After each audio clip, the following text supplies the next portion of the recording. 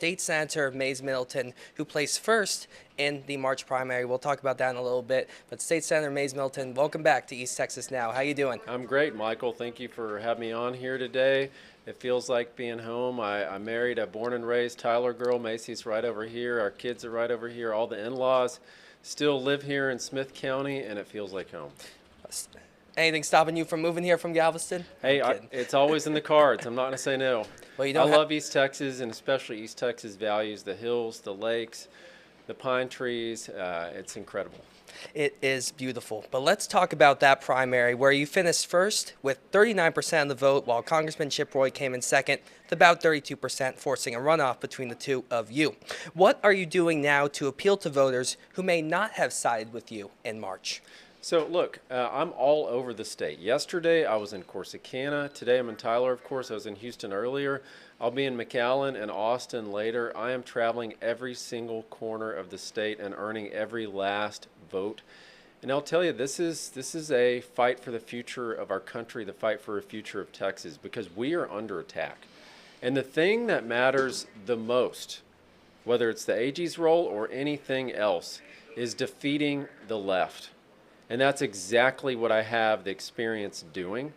And I'll tell you, on March the 3rd, I think Chip Roy's record of fighting President Trump, opposing him for over a decade, caught up to him. And you know, it's funny when politicians like Chip Roy and Liz Cheney are surprised when their record of fighting the president comes back to haunt them. And I believe that's exactly what happened. I mean, this is someone, look, he gave a speech on the House floor in Congress.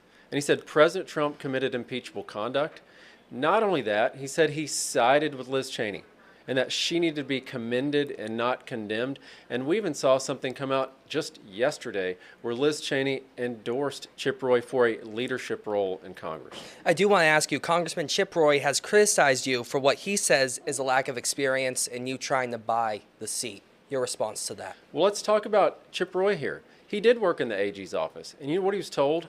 You can resign or be fired. And I don't know about you, but when I tell someone that, I don't let them back in the building. And what matters the most here is making sure our conservative values are put into action. And that's what I've done. This is a show me, don't tell me business. For 7 years, I've been writing these laws, drafting these laws, defending them on the House floor against Democrat attorneys, defending them on the Senate floor against Democrat attorneys. Who better to enforce these laws as Attorney General than someone who's already defeating the left and getting these over the finish line? And not only that, this is a leadership role. This is a 4,000 employee agency. This is 750 attorneys. You got to have someone that knows how to sign the front of a paycheck and knows where the buck stops. And I've got that executive level experience. And I'll point this out as well. Ken Paxton, 2013, right? The reason why we supported him was not because he was a civil attorney like I am. He was a corporate lawyer, tax law as well.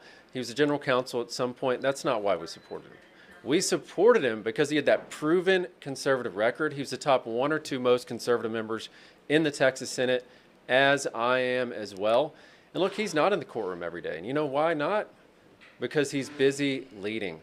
You got to hire the very best talent to execute and deliver these victories for Texas, like the Ten Commandments victory we had the other day. That's why this is on my lapel right now. That was a huge victory before our Fifth Circuit to make sure that 10 Commandments are on the wall of every single classroom in the great state of Texas, because kids need to know God's law. It's that simple. Well, I was going to ask you about that lapel, but you beat me to it. But going off of that last response, would it be fair to say you see yourself as a continuation of Attorney General Ken Paxton? I'm absolutely going to continue the fight for conservative values as he has. And look, this is a calling for me. This is not a job. I don't take the salary. I don't take the pension. I don't take the health care. I don't take the state license plate. I don't take the lobbyist NFL tickets. I don't take the lobbyist ski trips. Like our president, I am only here to serve and fight for the conservative values that we believe in. And I can't be bought or rented. The Austin swamp cannot get to me, and that is why they're fighting to stop me from getting elected to the Attorney General's office, because they know I will put Texas first, and I will put our conservative values first every day. That is what I've been doing for the past 7 years, and that's why I've always been ranked as the top one or two most conservative members in the House and was chairman of the Freedom Caucus. And Same way in the Senate. Top 1 or 2 most conservative members there as well. That Ten Commandments ruling you referred to earlier, I believe that was the Fifth Circuit Court of Appeals. Were you surprised when you saw that news that came down? I wasn't surprised. And the reason why is because I know that our arguments were fantastic. William, who is the Solicitor General at the AG's office, he actually made a great case. He said, look, people are not being compelled to read this. He's a Solicitor General, William Peterson. He said, look, children don't have to read this on the wall. And what is harmful about it, by the way? Don't lie, don't cheat, don't steal, honor thy mother, thy father, don't kill. Right? These are the things that children need to learn in school. That's why I fought for prayer in public school as well. And the left says that this is harmful.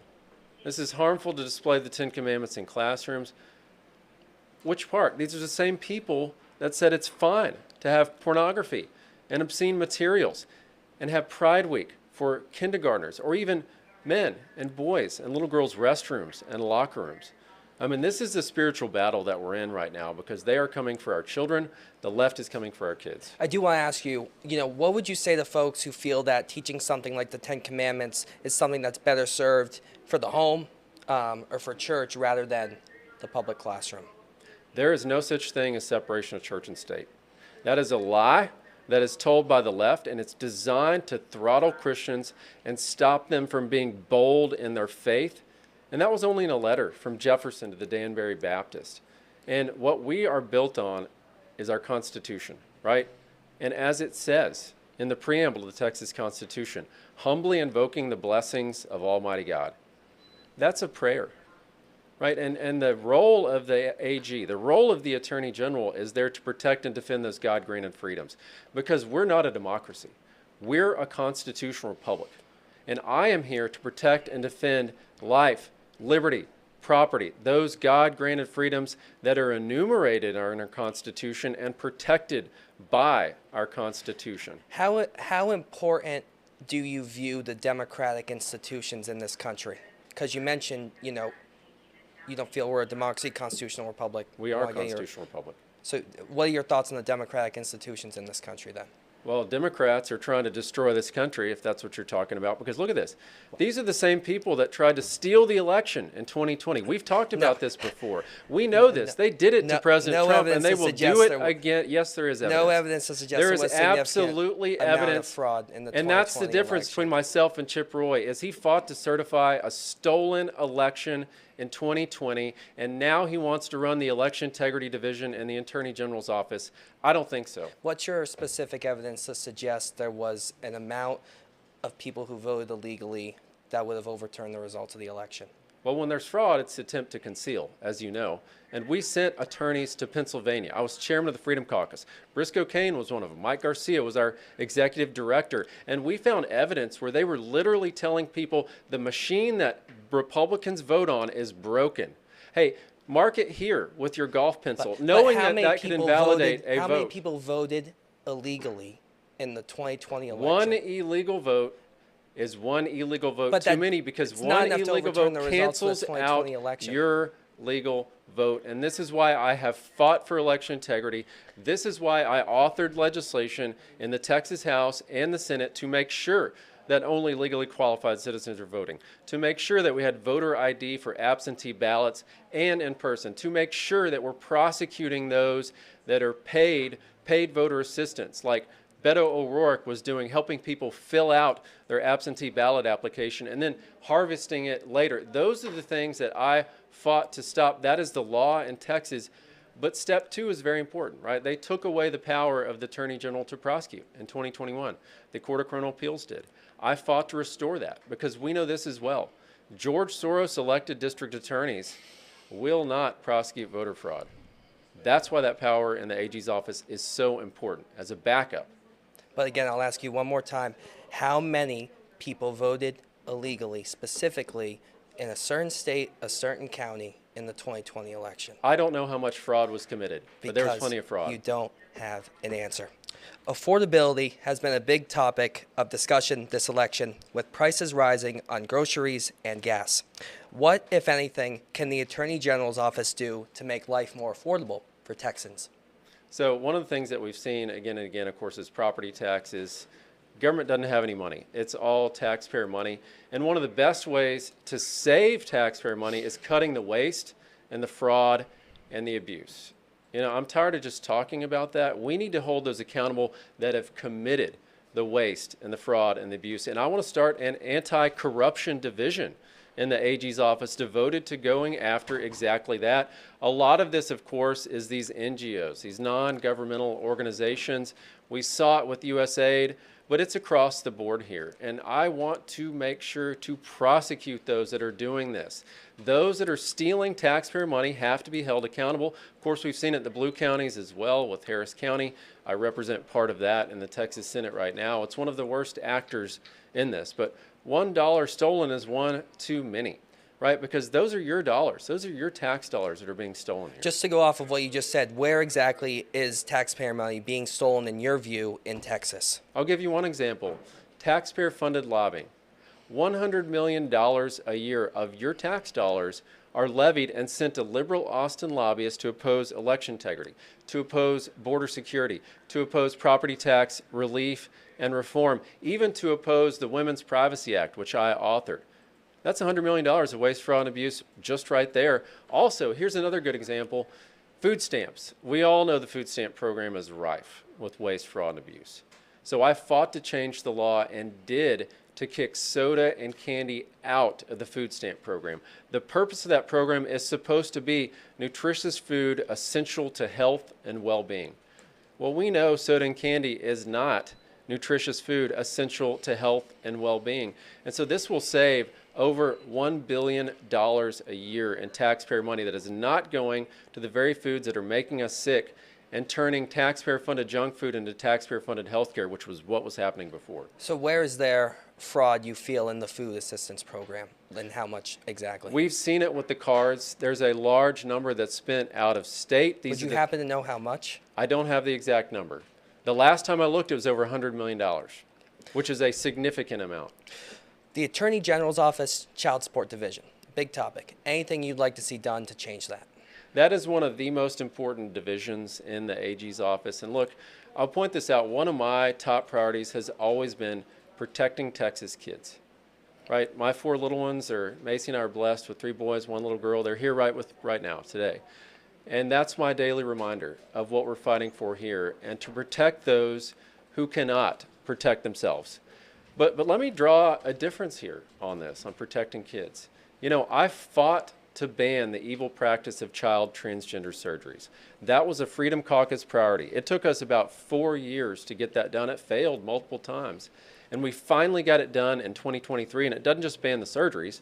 It bans the gender-modifying drugs, those puberty blockers that permanently sterilize children.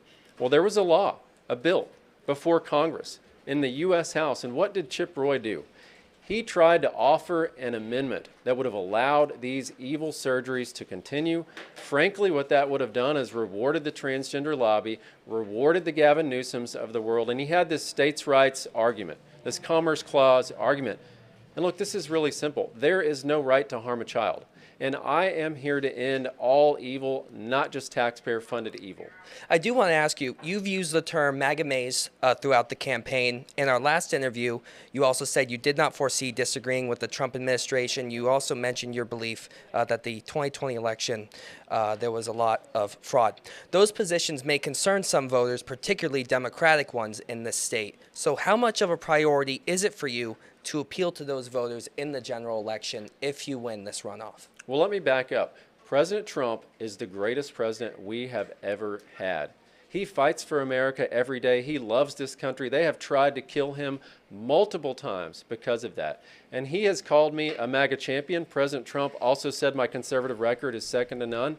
And my former primary opponent, Aaron Reitz, he has endorsed me in this race. And the first thing that he said, the first reason why he said he endorsed me, is he knows I will back up President Trump and use every resource and tool to defend that America First agenda and make sure we're doing things like deporting illegal immigrants, making sure we're doing things like defending our border, because this is about putting our country first.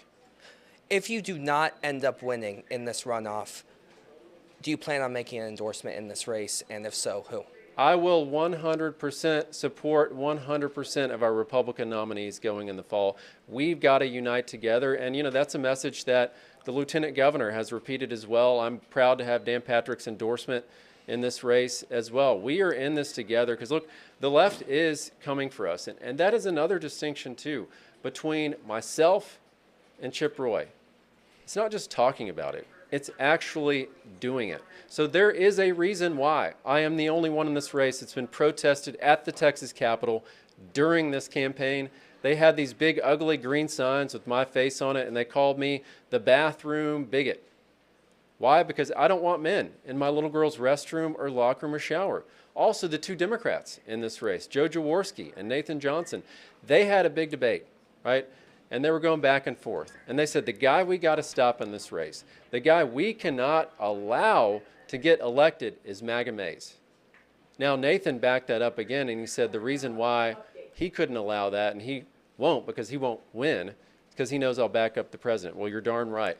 And there's also a reason why they've threatened me, threatened family. So the reason why they protested me, the reason why the two Democrats in this race are saying I'm the one to stop, the reason why they've threatened me is the left knows who their true enemy is in this race, and it's because I'm already defeating them. How would your office, what would be your approach to working, with those who may disagree with you on a certain stance?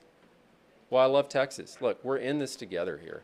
And I want to make sure that the very same things that our founding fathers fought for in 1836, right? We just had their anniversary, April the 21st, 1836. That's where we won it all at the Battle of San Jacinto, and it was against a lot of odds. I'll tell you that, too, because everyone had died at the Alamo. Everyone had been killed at Goliad as well, and massacred, actually. And despite all that, despite the odds, they stormed into the battlefield that day, and they risked it all. We've got that same grit and persistence in us here today as Texans, and I'm never retreating from Washington, D.C., because I'm never going to Washington, D.C. I have always known that the fight is here.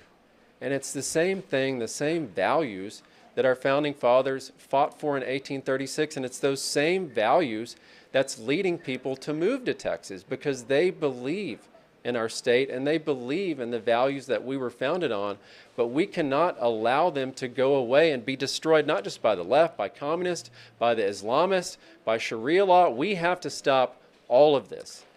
You have called Sharia law a huge threat to Texas. Why? Sharia law is organized crime, period. It's that simple. And this is not a religious liberties issue. This is not a First Amendment issue, because if they faithfully adhere to their ideology in the Quran, it says they can commit jihad against the infidel. That is America First issue. That is a national security issue. And that is why I am the only one in this Attorney General's race that has changed the law to stop Islamification and to stop Sharia law. Number one example of that is making it a crime to enforce Sharia law in Texas. That is a second-degree felony. It's got to be enforced. Number two, these no-go zones. So your argument is that other people are having a parallel legal system in Texas. That's exactly right. So, and I was bringing this up with Congressman Roy. I want to get your response. If someone does something, that's against the Texas Constitution, for example, or the Constitution of the United States, and it's illegal, they're going to be prosecuted for it. So why mention, this parallel legal system when if someone does something illegal, there's going to be consequences for it? Well, it's the same reason we have a very important provision already in the government code. It's been there since 1993 against seditious organizations. Now, why would we put that there? To protect Texas and protect America. And what does that say? It bans seditious organizations, and it defines them as something that is attempting to undermine our constitutional republic by force or by threat of force. What does that sound like? That sounds like CAIR and Muslim Brotherhood to me. So what does it allow us to do when they're designated as such? Number one, dissolve them. Number two, prohibit them from doing business in Texas. And number three, sell their assets, right? So these are the three tools. Additionally, another law I fought for this session, Senate Bill 17. That has already been invoked by Governor Abbott. And that's not just stopping foreign enemy countries like China from buying our land. It's stopping enemy entities like CARE and Muslim Brotherhood. So that prohibits these radical Muslim groups from owning any property in Texas. Those are the two that have been designated as such already. We need to designate more. And as soon as that happens, they are not allowed to own any property in our great state, and it allows, and I will do exactly this, the AG to bring an action to force them to sell. What would be your response to those, particularly in the Muslim community, who may fear, the words you use, that it could lead to an increased, demonization of their community here in Texas? It's simple. You got to follow the law. Sharia law is organized crime. It is banned in Texas, and the law needs to be enforced. We cannot have a parallel system. We are a constitutional republic. We will always be. If we ever lose that, we will be destroyed. The May 26th runoff is coming up in just a couple of days, 2 weeks from the time of this interview. Is there anything I did not ask you, Senator Middleton, that you would like to add? Well, I appreciate you having me on today. Love being in East Texas, love being in Tyler, seeing all the in-laws. Family loves being up here. I'm here a lot for Thanksgiving and Christmas and other holidays. But look, in my heart, at the end of the day, this is a fight for Texas. This is why I'm in this, to protect and defend her against all enemies, foreign and domestic. And it is a tough fight. It's a hard fight. And I know at the end of the day that if we lose this state, we lose this whole country. And that's why it's so important, is because we don't have another Texas to move to. And there is a huge difference in the judgment between Chip Roy and myself, right? This is someone that has spent a decade undermining the president, a decade fighting against the conservative agenda, a decade doing things like siding with the transgender lobby against, say, the RPT, legislative priorities. It's protecting Texas children. They condemn that. A decade siding with Liz Cheney and doing all of these things that conservatives did not elect any Republican to do. That is the problem here, is he does not represent our values. And he's doing one thing and saying another, right? Again and again and again and again. And you cannot trust his judgment. He thinks we're dumb, and all of a sudden he's pretending to be pro-Trump. We all know better. We also know that Trump derangement syndrome is incurable. No one's ever been cured. Republican candidate for Texas Attorney General, State Senator Mays Middleton. Sir, we appreciate you coming on the program again. I appreciate you having me on today, Michael. Thank you. Thank you. Back to you, Leo.